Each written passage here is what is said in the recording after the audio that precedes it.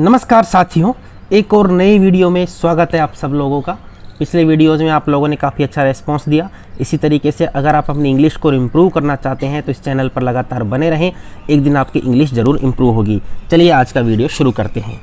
आज का वीडियो दिवाली त्यौहार के ऊपर है। हिंदुओं का सबसे बड़ा त्यौहार होता है दिवाली। चलिए उसी को शुरू करते हैं।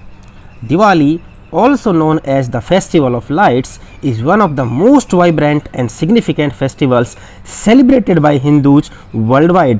दिवाली यानी कि दिवाली एक त्यौहार का नाम है। also यानी कि भी, known यानी जाना जाता है, as यानी कि जैसा कि, फेस्टिवल त्यौहार, ऑफ यानी का, लाइट्स यानी प्रकाश। दिवाली प्रकाश के त्यौहार के रूप में भी जाना जाता है। दिवाली उजाले के त्यौहार के रूप में भी जाना जाता है। दिवाली रोशनी के त्यौहार के रूप में भी जाना जाता है। Is one of the most vibrant and significant. Most यानी कि सबसे ज़्यादा, वाइब्रेंट का मतलब होता है उत्साहपूर्ण, चटकीला या पक्का रंग, उसको भी वाइब्रेंट कलर बोलते हैं। एंड यानी और, सिग्निफिकेंट यानी कि महत्वपूर्ण, फेस्टिवल्स यानी कि त्यौहार, सेलिब्रेटेड यानी मनाया जाता है, बाय यानी के द्वारा, हिंदूज यानी हिंदुओं के, वर्ल्ड वाइड यानी पूरे विश्व में।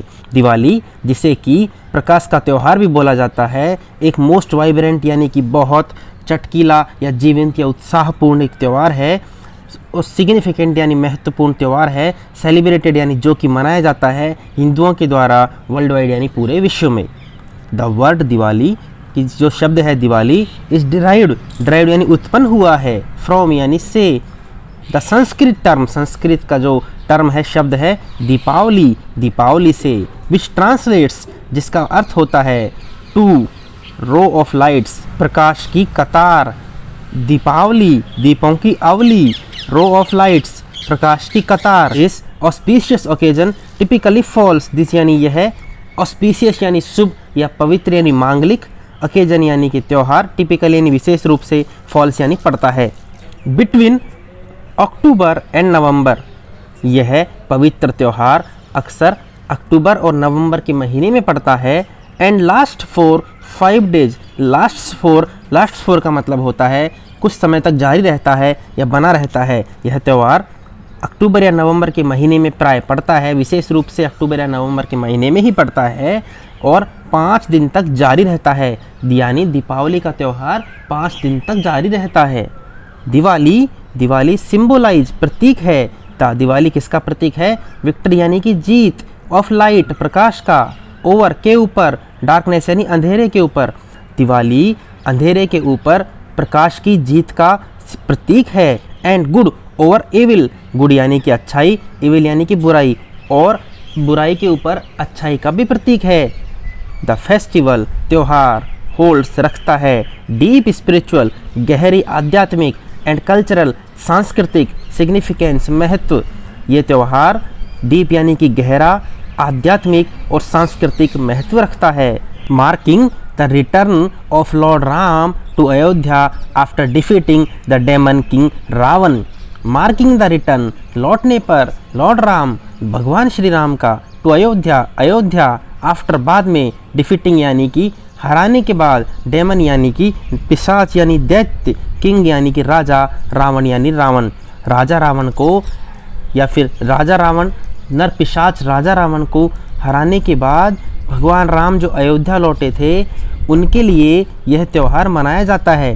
ड्यूरिंग दिवाली के दौरान पीपल इल्यूमिनेट देयर होम्स, लोग इल्यूमिनेट यानी प्रकाशित करते हैं, जगमगाते हैं, जगमग करते हैं, देयर यानी उनके, होम्स यानी घर, विद दियाज यानी दियों के द्वारा, दिया मिट्टी के बने होते हैं।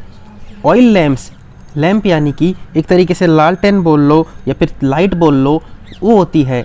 तो लोग क्या करते हैं दिवाली पे, अपने घरों को दियों से जगमग करते हैं। एंड कलरफुल लाइट्स, और रंगीन रोशनी से, क्रिएटिंग बनाते हुए, ए मैस्मराइजिंग स्पेक्टेकल, मैस्मराइजिंग का मतलब होता है मंत्रमुग्ध कर देने वाला, और स्पेक्टेकल यानी कि नज़ारा, और स्पेक्टेकल्स यानी कि चश्मा, वो अलग जो है उसमें स्पेक्टेकल्स होता है, ये स्पेक्टेकल है, और बनाते हैं मंत्रमुग्ध करने वाला नज़ारा बनाते हैं। दिवाली पर लोग अपने घरों को दियों से और कलरफुल लाइट्स यानी कि रंगीन रोशनी से सजाते हैं, सजाते हुए मंत्रमुग्ध करने वाला नज़ारा बनाते हैं। Fireworks light up the night sky adding to the festive ambience, ambience यानी होता है माहौल, वातावरण, फेस्टिव यानी त्यौहार का, फायरवर्क्स यानी पटाखे, पटाखे रोशन करते हैं रात्रि के आकाश को, और फेस्टिव यानी कि जो त्यौहार का जो माहौल है उसको बढ़ाते हैं। त्यौहार के माहौल में क्या जोड़ते हैं, जो फायरवर्क्स हैं, जो पटाखे हैं, रात्रि का जो आकाश है उसको रोशन करते हैं। फैमिलीज यानी कि परिवार, कम टुगेदर एक साथ आते हैं, परफॉर्म यानी कि करने के लिए, रिलीजियस यानी कि धार्मिक, रिचुअल्स यानी कि मान्यताएं, जो परिवार है एक साथ आते हैं किसको करने के लिए, धार्मिक मान्यताओं को करने के लिए परिवार एक साथ आते हैं।